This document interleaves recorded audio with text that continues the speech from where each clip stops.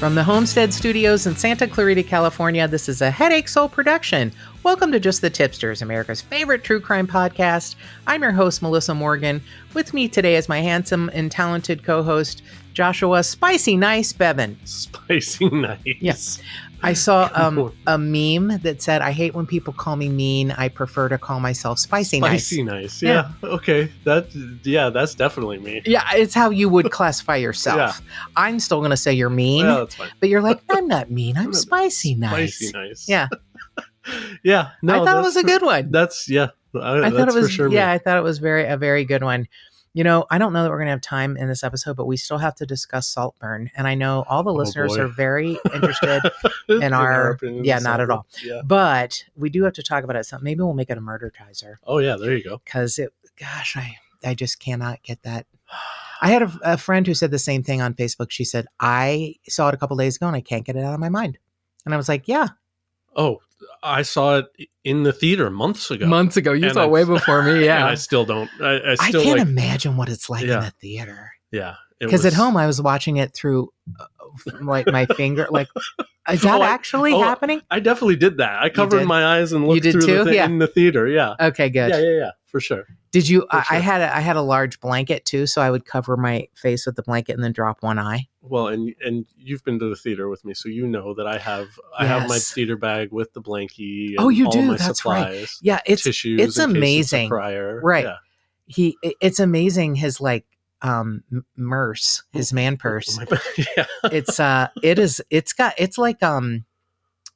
like a mom of a Boy Scout who's got a purse with like anything the kid might need.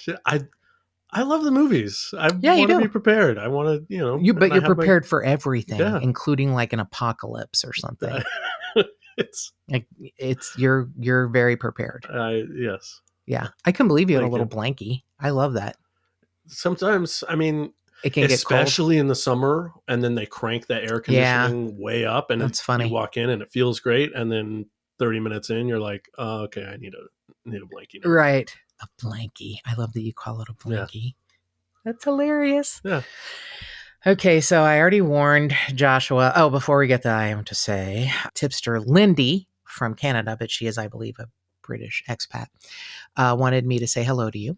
Oh, hi, Lindy. And because we were talking on Facebook Messenger today, and she said she was, I think maybe the word was chuffed that I pronounced Leicester correctly in England. It's because it's spelled like Leicester. Sure. And she said something like, I think one of her children lives in Gloucester, but it looks like it's Gloucester. Oh, okay. Oh, you know those Gloucester. Brits. Yeah. So anyway, she was chuffed. Chuffed is a good thing? I don't know. I looked it up and all I could find was cuffed, but I think I got to look up chuffed. That's a whole different thing. Oh my God. Why did I say it? Lindy does not want to cuff me, Joshua, no matter what sort of weird shit you're thinking. Chuffed sounds kind of. I think it might be mad, positive. Like irritated. Oh, maybe she's mad. But from your context, it sounds like she But I said it likes correctly. Yeah. Get off my back, Lindy. Get about my grill. The context sounds like it's a good thing, though, and I don't know that. So. I don't know that phrase. I chuffed, whatever. But she's chuffed. Okay. I think I'm gonna. I gotta read it again. Maybe it was cuffed. Maybe she's asking for help, and I didn't get the message correct. CHUFF. I don't remember if it was CUFFED or CHUFFED. Okay. But you get up out my grill too, Joshua. I'm sick of all y'all. Not like OUPH or something. It's F's. Yes, it's F's. Okay. And ED. Yeah. Okay. No. OUPH. I don't know. Thanks for. Oh my God, my brain is now collapsing in on itself. Why did I bring this up? Okay. So this episode is brought to you by our friends at Graveline Tours. If you go to graveline.rip, you can see all of the magnificent tours that they offer. And I learned so much more about the Black Dahlia. And I had Tipster Sherry message me and go, you have to tell me the stuff you wouldn't say. And you were going to tell Joshua about the Black Dahlia. And I did. I told her. Oh. And she was grossed out it was awful. I think I piqued her interest when I said it's very Randy Kraft-like. And he is the absolute worst in my mind. And whoever did this to Elizabeth Short was way up there. Way Yeah. up there on the ick Yeah. I scale. had no idea. I did not either. Yeah. That's some of the things they teach you when you take the tour. So I was thrilled to death with that. But if you go to graveline.rip in the promo code area, you put Tipster40, you get 40% off. So that seems like a great deal.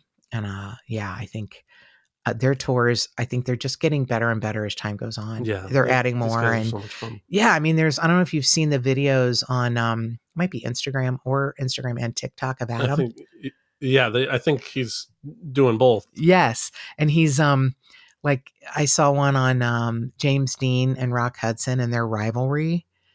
Oh, I didn't see Like that in one. front of, it's a I'll good look it up. one. I'll look up Graveline. Yeah, it's a good one. Yeah, Adam, our sweet little friend Adam is doing, some videos and introducing, like famous cases and what happened. And yeah, he's doing a Cool. adorable job. Let's just say that. So these two cases, and we're doing two because of their complete and utter weirdness. And we're going to go from the really ridiculous to somewhat less ridiculous. There's no sublime here. Okay. No sublime to the ridiculous. This is ridiculous. And the most heartbreaking part is how the fuck was he never prosecuted? And then the next one is so fascinating. I'm going to call this the unbelievable February stories. Okay. These will be released in February, and they are unbelievable, and yet they happened. If you just heard me talking, you'd be like, "Oh, she's lost her fucking marbles." Oh, wow. But they're real. Okay. They're completely real. So the first case is this was sent to us by Tipster Suzanne, and when she sent it, I was like, "Oh, she's fucking punking me," and she's not. I also believe that our friend Tipster Matt, who goes by Matt Squatch on social media accounts, I think he's going to really enjoy this case too. It's heartbreaking and sad, and when you hear this girl's early life, you'll understand how she can fall prey to someone like this. But how this fucking nut got away with this, I'm extraordinarily disappointed in the law enforcement agency in California that handled this in 1987, because this is not 1914. This is way too late in the 80s to have let him get away without even.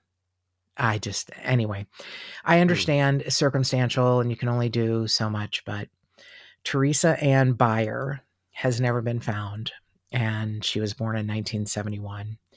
She was 16 years old, and she had had a really tough life.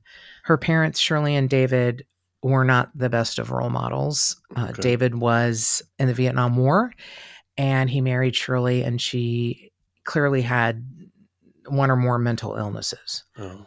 When Theresa was 3 years old, she ended up in the hospital because Shirley wrapped her leg around the crib slats and twisted it until it broke. Oh, no. She had beaten Theresa several times, broken her ribs. About that time, social services shows up and takes Theresa and places her in the care of Sylvia Pierce, a friend from the church. And she had a sister named Vicky, and Vicky and Theresa went together with Sylvia.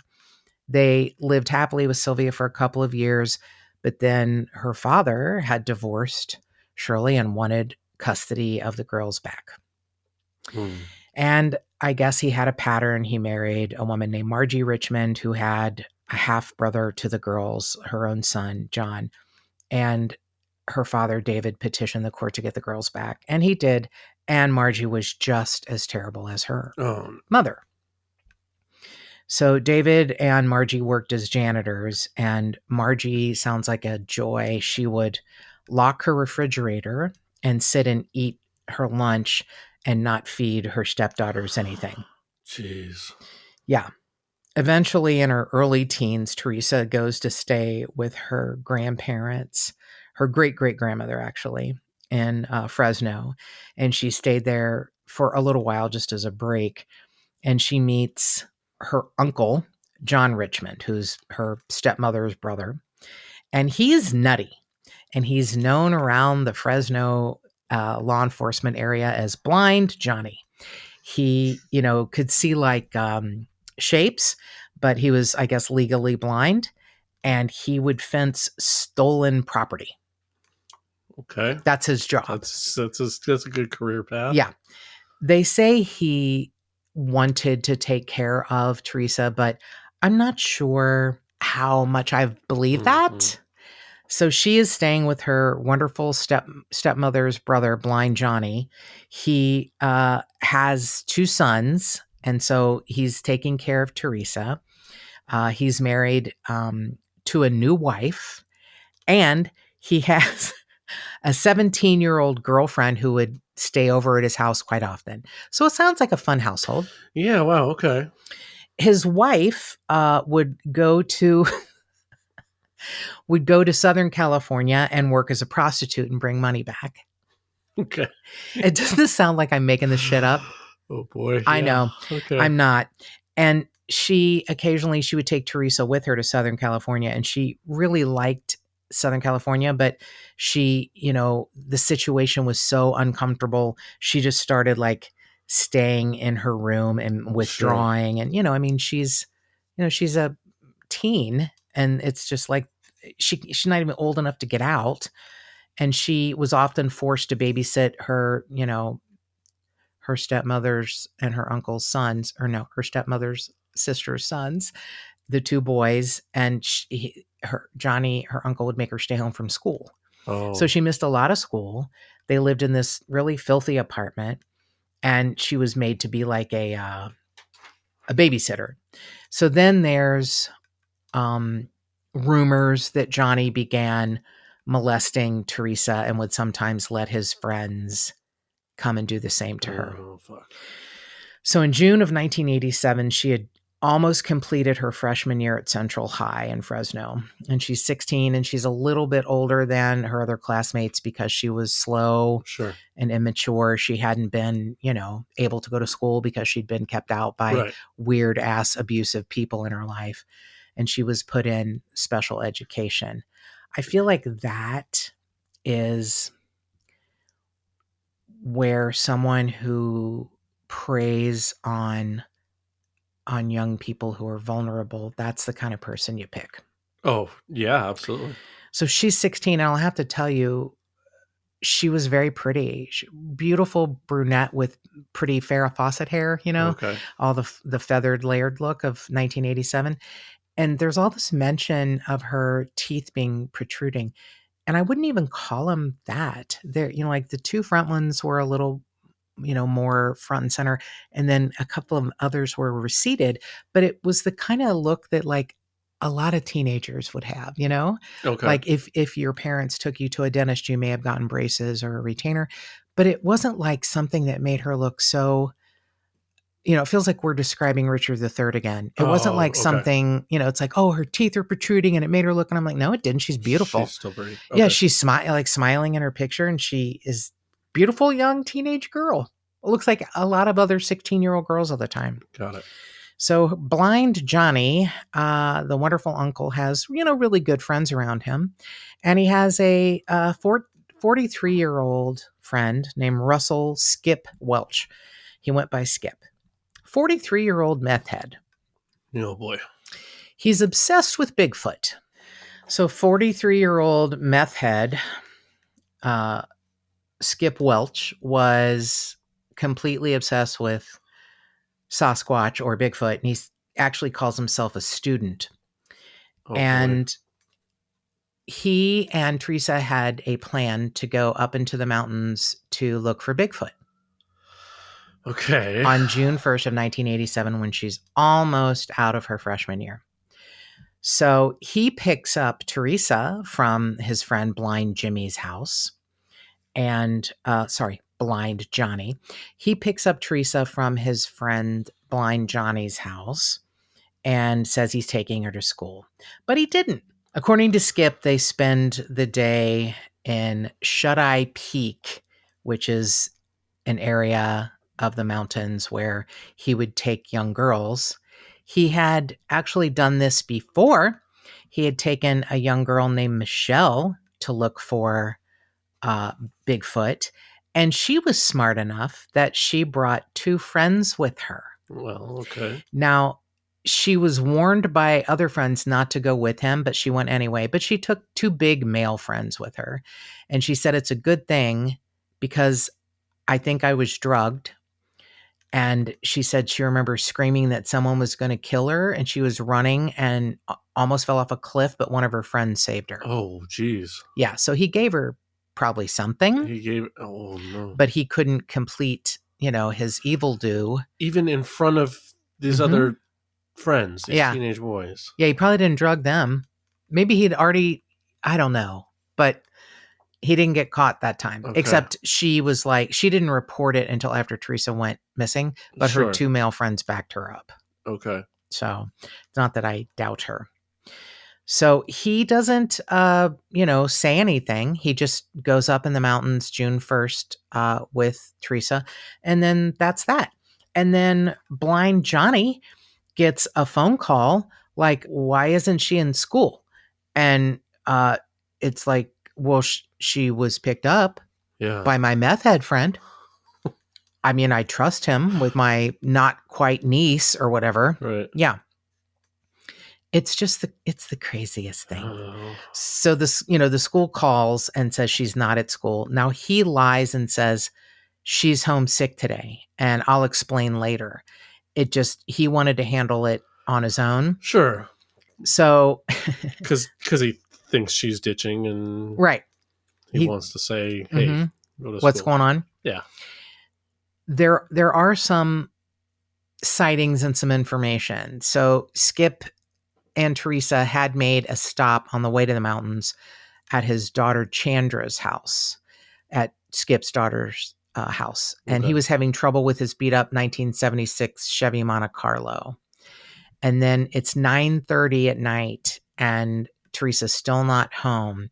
And John finally calls the Fresno police and said, look, she wasn't home sick from school. My friend picked her up. I don't know where she is. I mean, it's the whole day. It's 12 hours later. Yeah. So on Friday, June 5th, Skip's car is spotted in a trailer park near the town of North Fork. It's kind of a small foothill community at the base of Shut-Eye Peak. This is in the Sierra National Forest. Okay. So Skip had driven down the mountains to the residence of his friend Dorothy Davis, and she lived right by the trailer park. Dorothy told authorities that Skip was extremely upset, was probably high on something when he showed up, and told her about a girl that he had left in the mountains. He said a satanic group had gotten control of her and had physically changed her into something that turned all white. Oh, Jesus. So that's story 1. Okay. A week later, when Theresa had been reported missing, John, the blind Johnny, the kind of uncle, received a threatening phone call from a young female voice who said, Skip is packing a pistol. If you continue to make trouble for him, you'll have more trouble than you and your kids will ever know, and you're going to get hurt. Tell the police that Skip has taken Theresa to school, dropped her off, and some unknown blonde girl picked her up. Huh. We don't know who the young female turned out to be, but he said if it were Theresa, I'd recognize her voice. It's not her. 2 days later, Skip is picked up by the police at his mother's house in a neighborhood in Fresno. He claimed that he had dropped Theresa off at school, but the police are like, no, you did not. She did not show up at school. Right. So they take him to the police station and he says, look, Theresa and I went up to the mountains on June 1st and she was forcibly taken by Bigfoot. Oh my God. Okay. And you know what? She is going to be a lot happier there because they're very intelligent beings. Oh no. And Bigfoot's going to marry her and they're going to live happily ever after? Is that the... I don't know. Oh, that's boy. That's a good... He said that they lived in caves and that he had many interactions with them and they were, friendly and sociable. And yeah. Okay. So at some point, Skip agrees to show authorities the campsite that he and Theresa were at on June 1st. And he led him to a small grove of trees along Browns Creek. And there's this little grove, and there's smoldering fire with a heavy layer of pine needles, and they're kind of damp. And the smoldering burned area was 3.5 feet by 8 feet long. And there were blankets. Jeez. There was a camera, a purse, an off-white bra, and a t-shirt, and pictures of the countryside, along with a picture of Skip Welch playing a guitar as he was sitting by what appeared to be the blanket that was in this grove area. And there were pictures of Theresa.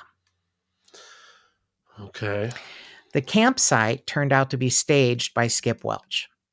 From the topography and the photos, even local deputies are like, this campsite is 20 miles away in Ghost Canyon. And he'd completely lied about where they had camped and about this, grove. And they take helicopters, they take search and rescue dogs.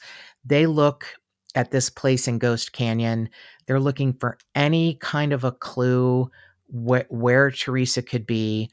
And they find along a hillside from the helicopter, they view a blue shirt. And it turned out to be Skip's shirt. And there's meth in the pocket. Oh, okay. So he lied about where they were. They found where he actually was with her. Okay. Left his shirt and his meth. Oops, left my meth. Gosh darn it. What a thing to forget. Uh-huh. Okay. And I'm also picturing him walking around with a bag of meth in his front shirt pocket. I mean, you say shirt pocket. What? I mean, does he just kind of have it in the breast pocket? It could be a polo shirt, not a dress shirt, but it could be a golf shirt or something. Yeah. Do you see him in like a 3-piece suit? He has like a pin protector, and then inside is a little bag of meth. Yeah, exactly. Okay. Yeah, I'm not sure he's That's where I keep my meth. Prepared. Right next to yeah, because you're always wearing dress shirts with pockets. Protector, yeah. In your pocket protector, right next to your protractor. Yeah. Uh-huh. Yeah, exactly. In the meantime, Skip is telling authorities, you know what? There's a rock at Ghost Canyon, and there needs to be a girl that was tied up there to sacrifice to the devil. I think that's what happened. Oh my God. So let's see. Jeez. Satanic people have kidnapped her, turned her into something white. Mm-hmm. She ran away from him and he couldn't find her. Bigfoot took her, and then she was sacrificed to the devil on a rock. Oh boy. Mm-hmm. He is eventually charged with her abduction, and this is terrible. The case is dismissed due to a lack of evidence in October of 1987. He was offered a deal with a really light sentence if he were to confess and say, where is her body? Right. And he refused and was like, hey, it's Bigfoot. Oh boy. They have searched Shut Eye Peak, Ghost Canyon. It's the fucking Sierra National Forest. Right. They've searched for her for all these years, and nothing of her whereabouts has ever been found. When Theresa went missing, she was 5 feet 5 tall, 110 pounds. She was last seen wearing a white t-shirt like what was found in the campsite and staged, blue jeans and lace-up sandals. She had dark brown hair and hazel eyes. Her upper front teeth did protrude, but she's such a beautiful girl. She had a surgical scar on her lower right leg due to that childhood fracture by her fucking horrible mother.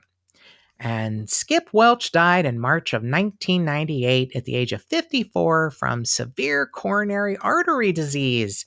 So he got to live another 11 years after, making poor Theresa disappear.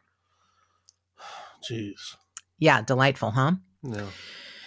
So, on the off chance that you have any information on what could have happened to Theresa Ann Bier, or maybe what Russell Skip Welch could have done to her, please contact the Fresno Police Department at 559-621-2541 That's 559-621-2541. And her case number is 873-6264. And we're going to repeat this at the end of the episode because we have another story that's equally as interesting. You're going to see how these two things are in the unbelievable February file. Wow. So people like Skip Welch give Bigfoot a bad name because yeah, if you've listened to any of Paul Giamatti's Chinwag, there are so many fascinating stories about a Bigfoot-like character, a Sasquatch. I mean, different iterations. I'm not seeing Bigfoot kidnap 16-year-old girls and keep them in a cave and then I guess maybe use them to breed or something. I don't know. Especially because Skip Welch was a student of Sasquatch and said they were such intelligent beings. He said they were intelligent super beings. They outsmarted him. I wish they'd captured him for breeding. God, yeah. So is that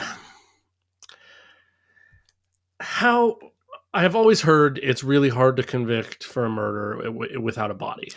You're right. Is that kind of what happened? No body, and then is that what lack of evidence? He said she doesn't say. She can't say. Yes. Yeah. Okay. I think the fact that he changed stories 4 or 5 times, that he had a drug addiction, that he had been known to take girls up there and drug them. I'm not sure if she's his only victim. Yeah. Wow. Yeah. And there's nothing we can do except hope, if there is another plane after this, that somebody is, making things uncomfortable for him. Sure. Somebody or maybe it's Sasquatch. Yeah. A Sasquatch with a very large penis is making things uncomfortable for him. He's just in the cave. Yeah. Yeah. God. Yeah, you're exactly right. A no-body case is difficult. We know it's been done. I mean, they did it with Will Sarazan, and we interviewed Ted DiBiase, who, wrote a book about, at the time he wrote his book, there were 80-something, 82 in the United States, cases that had proven to be convictions. They got convictions, like yes. 82 of them. Wow. It is hard. You're exactly right. And so you have to have, to me, they had like a wealth of circumstantial evidence. The staged, can you imagine being a local deputy of like a very rural mountainous area?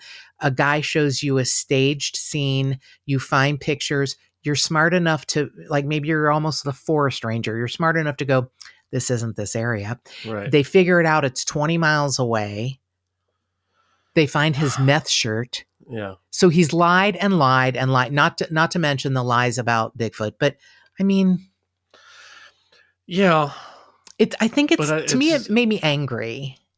But I guess that's it. It definitely makes me angry. I'm still in there going, well, how do you prosecute that though? Well, just because he lied doesn't mean. I think you would make a great district attorney because you wouldn't be able to take Kate's Should I join the race right now? Would you mind? I'd much rather vote for you than George Gascon. Other people that are running? George Gascon is a nightmare. I would vote for you over him. Yeah, but you can't bring it. You can bring a case to court that you think is a loser, but why? You're wasting, tax dollars, and it's going to look great on your record when you lose it. Yeah. So you have to bring cases. You have to, and I, it's not that I don't think the police did a good enough job, that they didn't bring enough evidence. It's every fucking thing is circumstantial. Oh, sure. Yeah. That's got to be frustrating. Yeah. So going from remarkably ridiculous to what starts off sounding ridiculous and can't really be proven. Oh, okay. Okay, here we go. It's fascinating. All right.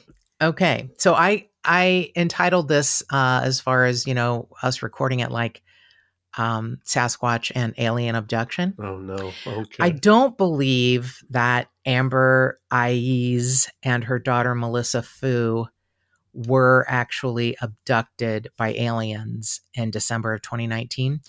But what happens in the telling of the story is really interesting. Okay. Yeah.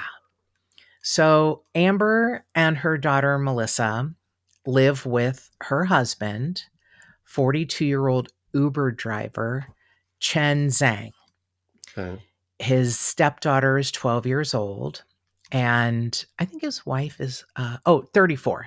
So Amber's 34, Melissa's 12, and Chen Zhang is 42. He tells the police after a week what happened. And he explains why it took a week. Okay. So he says Chen Zhang said that in November 2019, late November, he was knocked out at his front door by a stranger who sprayed an unidentifiable mist in his face. He opens the door at about 4:30 in the afternoon. He and his stepdaughter are home, and his wife is coming back from Las Vegas. She has fruit and other things that they sell. She gets stuff on in Las Vegas, brings it back, and they sell it on WeChat.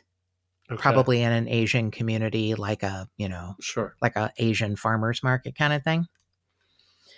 So he said he's home in the afternoon, and he opens a door and there's a male and a female, and the female sprays mist in his face and he passes out.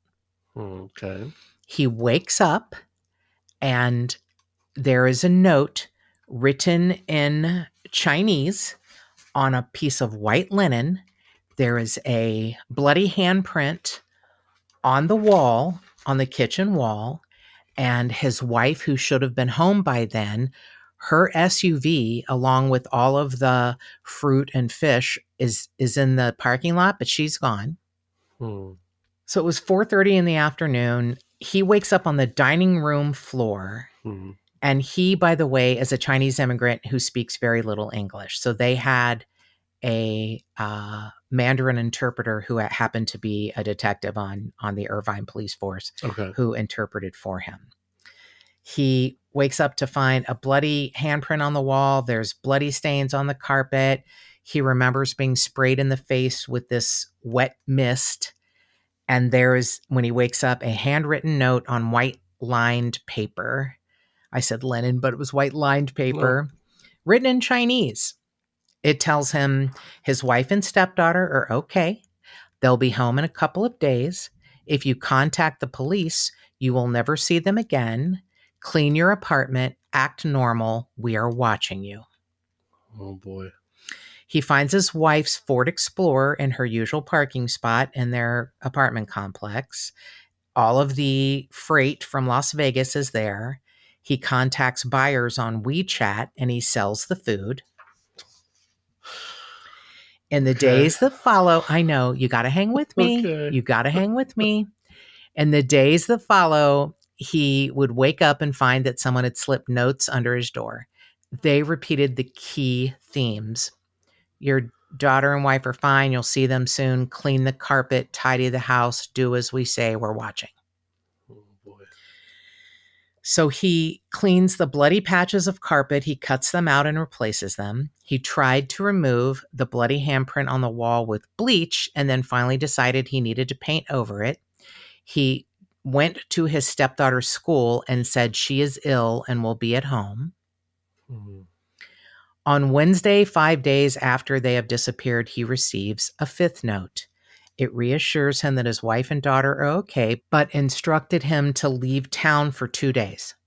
Okay. He drives to Las Vegas, stays with a relative, returns 2 days later, and finds the sixth and final note.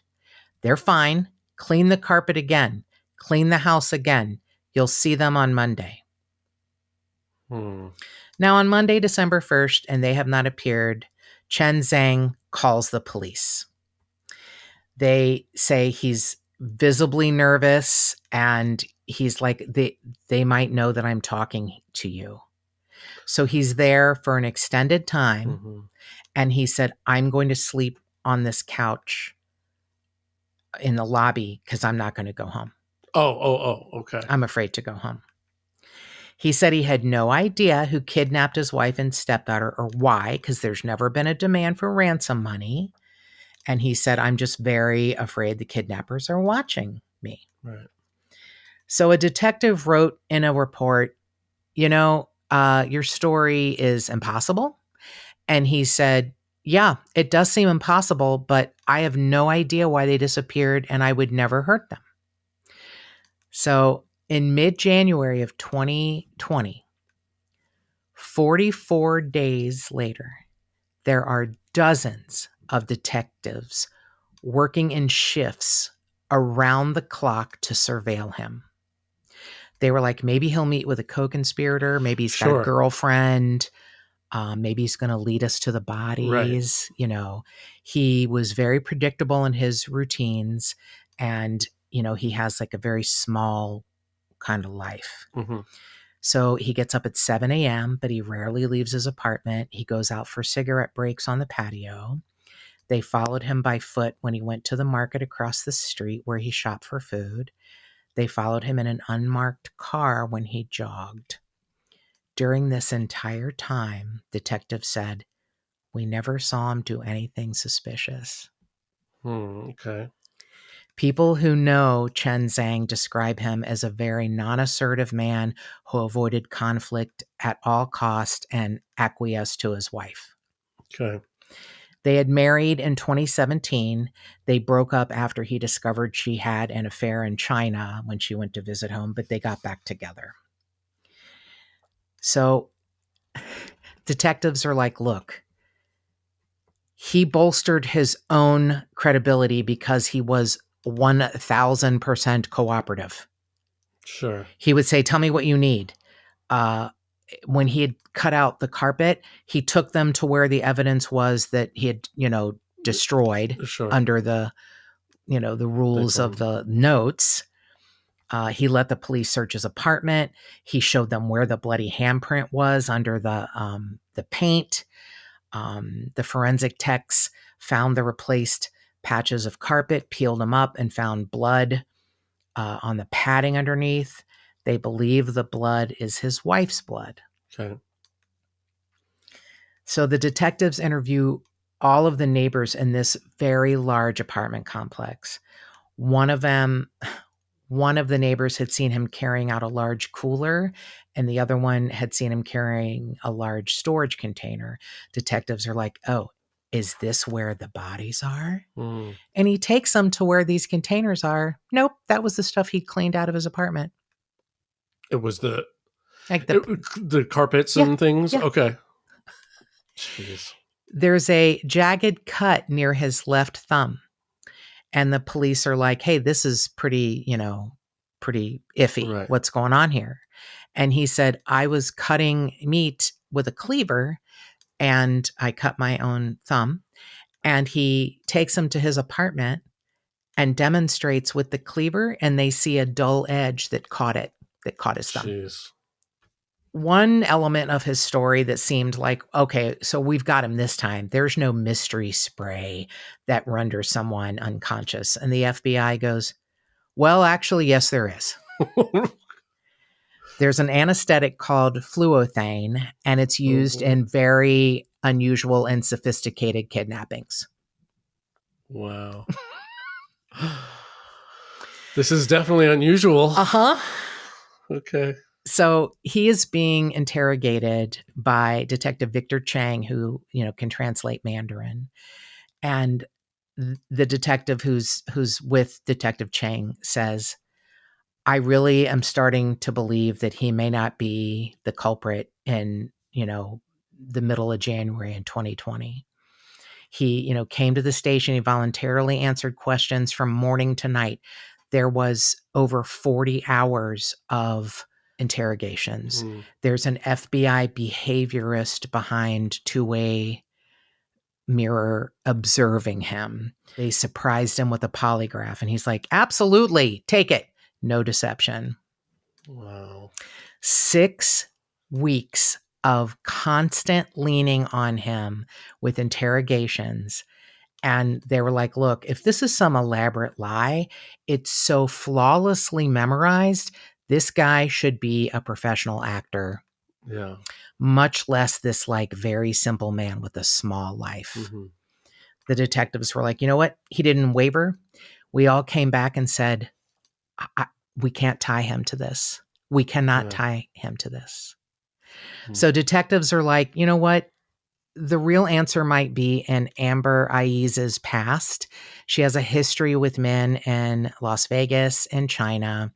She habitually exaggerated about money. They thought maybe a Gone Girl. Oh. Kind of thing. Okay. Yeah.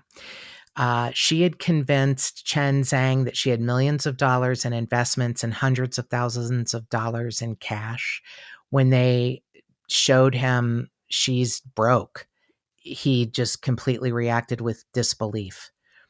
So Detective Laram said, Amber told everybody that she had so much money. In interviews with other people, they felt that, swindled by her. Mm-hmm. She angered a lot of people with her behavior.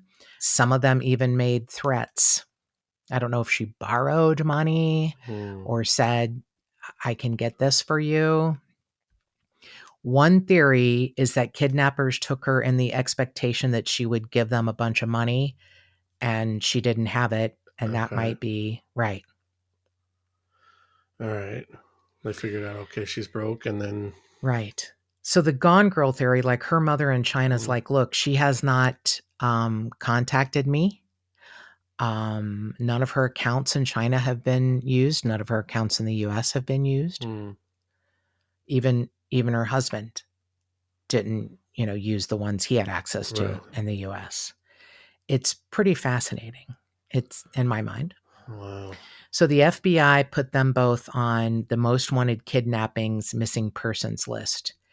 And, 4 years later, they've gotten 4 tips. 4 total. Mm-hmm. In 4 years. Okay. And nothing led to anything? Nope. Oh, boy.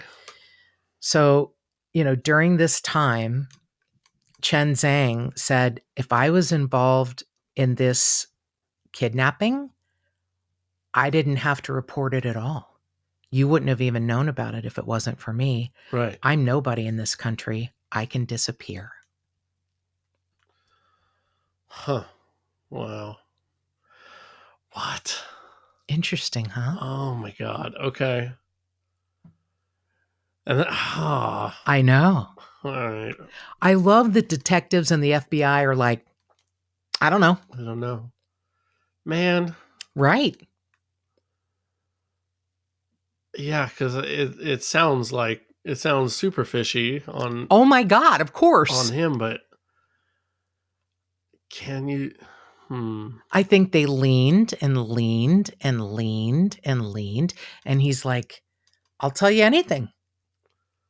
Yeah. It's tough to believe that someone's married to someone who, either orchestrated this, which it sounds a little more hard to believe as time goes on, or pissed someone off so badly that they did this big, grand, a man and a woman show up, spray him in the face. Right. He wakes up, his whole life is changed. Right. And he's, doesn't speak English very well. He's in the country. He's doing, if this is the truth, he's following along to the letter of, right. But they never demanded money. Huh. Maybe they thought he doesn't know where the money is, but she does. We're going to kidnap her. Right. Like maybe they got her when she came back from Vegas, like, when she got out of her car or waited for her, like they knocked him out, waited for her to come back. And then, okay. Took her and the daughter. I mean, that's what it looks like on the table, but yeah, okay. I love that, like, a huge amount of detectives working 24 hours, watching him, were waiting for him to slip up. And they were like, a group of them finally came, 6 weeks later. They're like, we got nothing. Yeah. Wow. We can't even We can't pin a fucking thing on him. Right. I love the fact that he said, if I was involved, I didn't even have to fucking tell you. Sure. You wouldn't know. Yeah. I could say, so if neighbors notice that his wife and daughter aren't there, could be, oh, they are visiting family in China. Yeah. Yeah. Yeah. Especially if she's regularly taking trips to Vegas and then China. to China and has lovers in each place. Yeah. And brings back fish and fruit to sell on WeChat. Yeah. And he's an Uber driver. This is not, high living. And they live in an apartment in Irvine. Yeah. Yeah. I mean, on paper, it's not high living. Is there money somewhere that's, I mean, none of her cash. Yeah. Did she boast about having money and then move it somehow or whatever? If he thought he was going to kill her and say this, it sounds like, I will be honest, it sounds a little bit above his pay grade, this elaborate plan. Yeah. But let's just say he came up with all of this and was like, okay, well, I am going to slowly be withdrawing money. And then he finds out, what do you mean she doesn't have any money? Yeah. Oh, God. How mad would you be? Yeah. Man. And I don't know if the bloody handprint would have been the daughter's. There's really no evidence that the daughter, I wouldn't think, I'm like, how do you dispute blood? And then you read Gone Girl. Yeah. It's like, God damn it. Right. It's so evil. Yeah. But this woman sounds a little devious in her life. Doesn't mean she orchestrated her own disappearance. Yeah. But also, okay, why not just walk away from him? Why do you have to Gone Girl this guy? If that's the theory, it sounds like he's just a regular guy, making ends meet in Irvine. Why not just say, all right, I'm done. I'm out. See ya. I don't know. Maybe she was afraid he wouldn't give her a divorce, or I don't know. I mean, I that's a great question. Yeah. I was waiting for your questions because, I mean, I feel like detectives have tried to go down every avenue to trip him up. I mean, how on earth do you blame anyone else? But when they look into her background, they're like, well, she's a little shady. And he's like, kind of, I don't want to say not that smart, but it's a different language. He's just like getting by, and he lives in an area that's very, Asian centric. Sure. You can get by when you have neighbors and friends who, speak better than you. And oh yeah, absolutely. Yeah. I don't know. He just seems like, from what you're saying, it sounds like he's just regular Joe, whatever. I know. And in his own words, hey, I can disappear. I'm nobody in this country. Yeah. And he's right. He could have. Right. He could have killed him and disappeared. Okay. So what would be the advantage? Okay, so she disappeared, right? And the daughter. Mm-hmm. The both of them are now disappeared. Right. Why? What's going on in her past that would be would want to disappear from? The only slight reference is that she had bragged to so many people about having millions of dollars, and several people said, I mean, I don't know why you would feel swindled by someone. If you found out they weren't rich, you'd feel kind of sad for them. Sure. If they lied to you.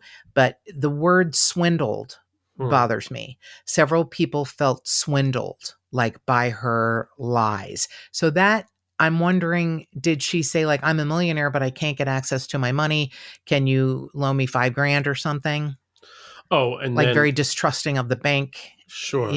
Immigrants very distrusting of the bank system, and I can't get access to my millions of dollars right now. My mom's got it. So, I don't know. There's a prince in Saudi Arabia that has it all. Nigeria. In Nigeria. Yeah. Okay.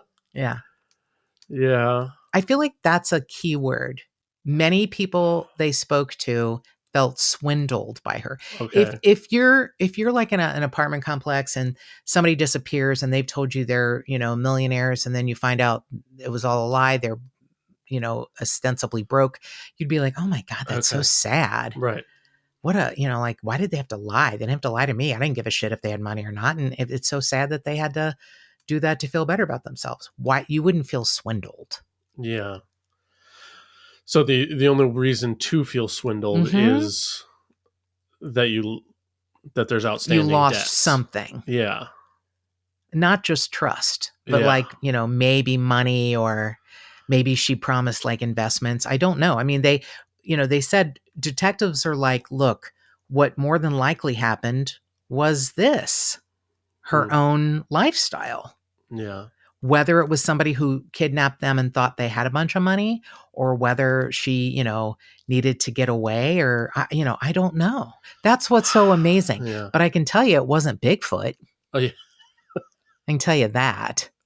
Because Faux show. He doesn't go to Orange write County. Mandarin. Yeah, he doesn't write Mandarin, as far as I know, and he doesn't hang out in Orange County. Okay, he's definitely much more of a Pacific Northwest Pacific right. Northwest kind of guy. Yeah, or Sierra Nevada mountains in California. Sure. Yeah. Okay. I don't see him hanging out in Orange County. Do you? I mean, no. I mean, see, told you. Everything I know about his personal politics, I don't think he'd fit in down there very well. Yeah, he's definitely left-leaning. Being naked and wearing fur and all the time. Yeah, sure. Yeah. He's definitely left-leaning. So yeah, I don't see him in Orange County. Yeah, nor was this devil worshippers that turned her into a white. No, a white thing, a white mist, white appearing something. Yeah. I think was the actual. Yeah. Okay. So maybe she disappeared. Yeah, I don't know. I don't know. Believe me, when you have. Oh, but by the way, the author's name is Chris Goffard from the LA Times, and I respect him a lot. He's a very good journalist. When you have pictures of a group of detectives, and literally every one of them is like that emoji, like, I don't know, like shrug. I don't know. I mean, the shrug emoji. Yeah. Well-dressed veteran detectives who speak his some speak his language. Right. Some are in the FBI. Yeah. I mean, what? Yeah. To go through the trouble of pulling something over so elaborate that you pull it over on all of these guys. Right. There's got to be a reason. I love when the Irvine police were like, oh, there's no mist that can knock people out. And the FBI is like, well, yes, there is. Well, We've actually. seen it used. That's right. Oh, I love that you pushed your fake glasses up and they had tape around the middle. Right, exactly. Let me get my meth out of my pocket protector because, yes, we've seen it used in elaborate, sophisticated kidnappings. Yeah. It does seem very like a movie, like spray you and then you pass out and you wake up and your family's gone. I mean, yeah, that's for sure. Very movie-like, isn't it? Yeah. Yeah, in a little Banaka case that you can get through exactly. security. Sure. Yeah, right. And it's not over 3 ounces. Yeah, exactly. Uh-huh. Yeah. There's got to be, I don't know.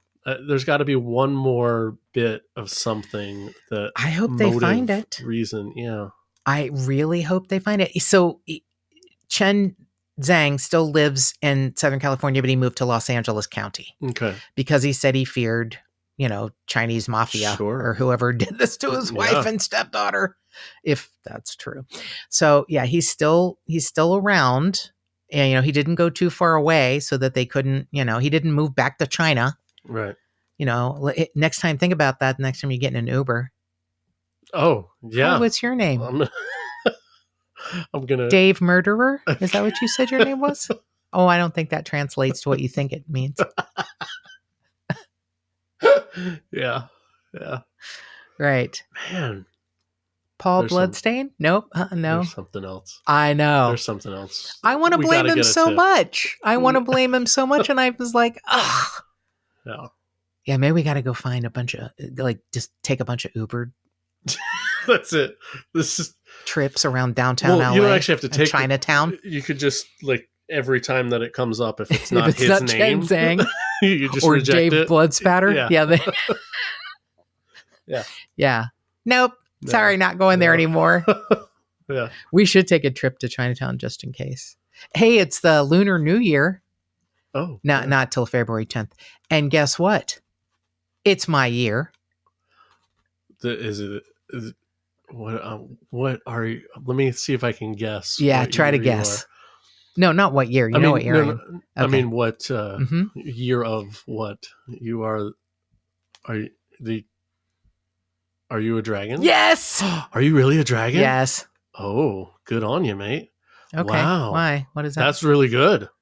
That's like the best. I have green skin and shit. Is that what you mean? No, like people Claws. People hold out pregnancies to make sure their kids are dragons and things. Dragons are the best.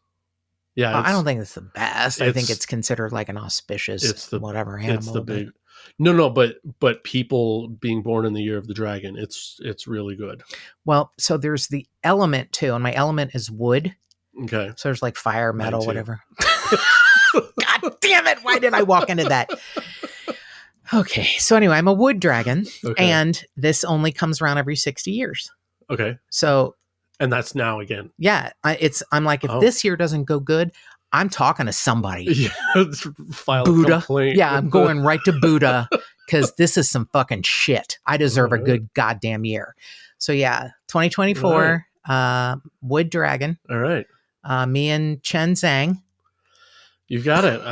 What are you? I'm a cock. That's so hilarious. Yeah. Mark was too. Oh, okay. Yeah, it's a rooster.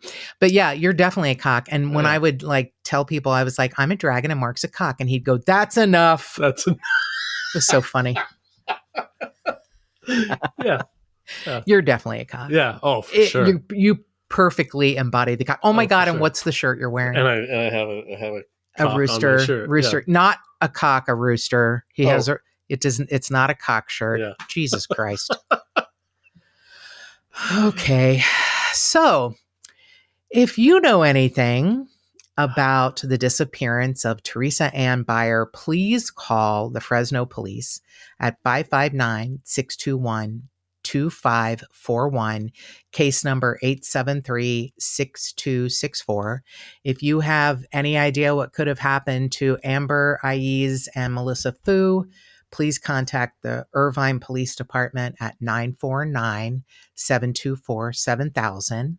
Remember, you can always contact us at 832-TIPSTER. That's 832-847-7837.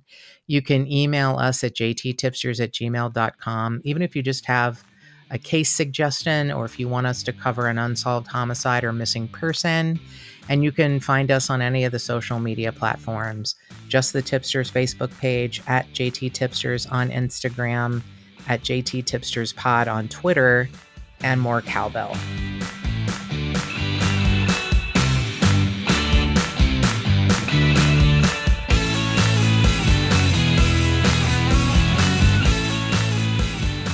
If you would like to support this podcast and get early access and other cool murderous swag, go to patreon.com/justthetipsters.